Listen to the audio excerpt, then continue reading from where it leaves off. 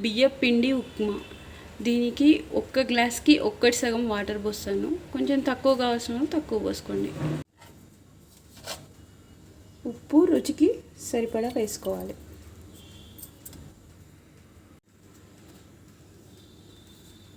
ఉప్మా వేయడానికి గిన్నె పెట్టేసి ఆయిల్ పోసుకోవాలి.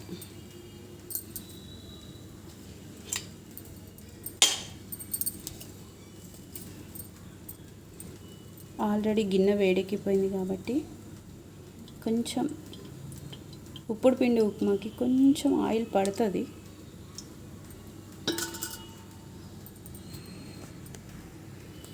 ఇప్పుడు దీంట్లో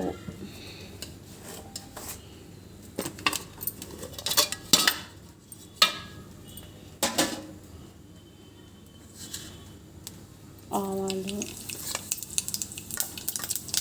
జీలకర్ర,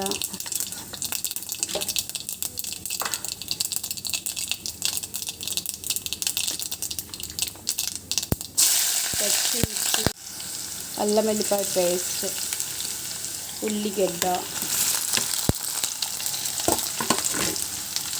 మన ఇష్టాన్ని బట్టి పల్లీలు కూడా వేసుకోవచ్చు. వేసి కొంచెం అది వేగడానికి లైట్గా ఉల్లిగడ్డ వేయడానికి ఉప్పు, చిటికెడంత ఉప్పు, ఎక్కువ వేయకూడదు ఎందుకంటే వాటర్లో ఆల్రెడీ వేసేసాం కాబట్టి.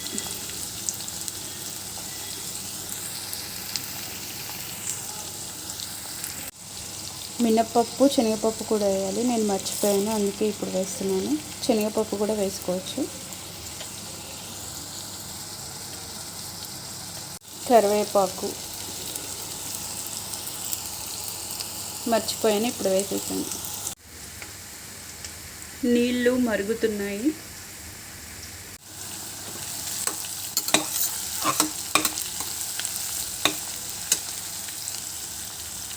చూసారా, కొంచెం కలర్ చేంజ్ అయింది. ఇప్పుడు బియ్యం పిండి వేసేయాలి.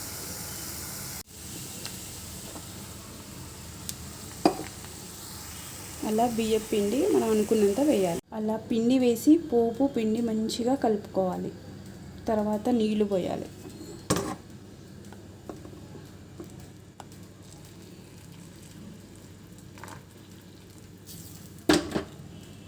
ఇలా వాటర్ వేసి బాగా కలుపుకోవాలి. నాకు కొంచెం పైకి వస్తుంది పిండి, దాన్ని వెళ్ళి సెట్ చేస్తాను. కలపడం ఇబ్బందిగా ఉంటే స్టవ్ దించి మళ్ళీ కలుపుకోండి, ఏమీ కాదు. మంచిగా కలిపిన తర్వాత చేసుకోవాలి. ఎక్కువ పొడి పొడి తినలేం కాబట్టి నేను వాటర్ అన్నీ పోసాను. కావాలంటే తగ్గించుకోవచ్చు. బాగా తగ్గించేస్తే ఉండలు ఉండలు ఉంటుంది, పిండంతా కలవదు. ఊకే తిప్పుతూ ఉండాలి, కలియ తిప్పుతూ ఉండాలి. నేను కొంచెం ఆయిల్ వేస్తూ కలియ తిప్పుతున్నాను.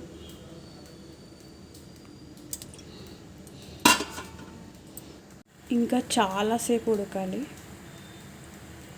ఓకే, పిండి కలర్ చేంజ్ అయింది చూసారా, ఉప్మా ఉడికిపోయింది. కొత్తిమీర వేసుకొని దించేసి సర్వ్ చేసుకోవడమే.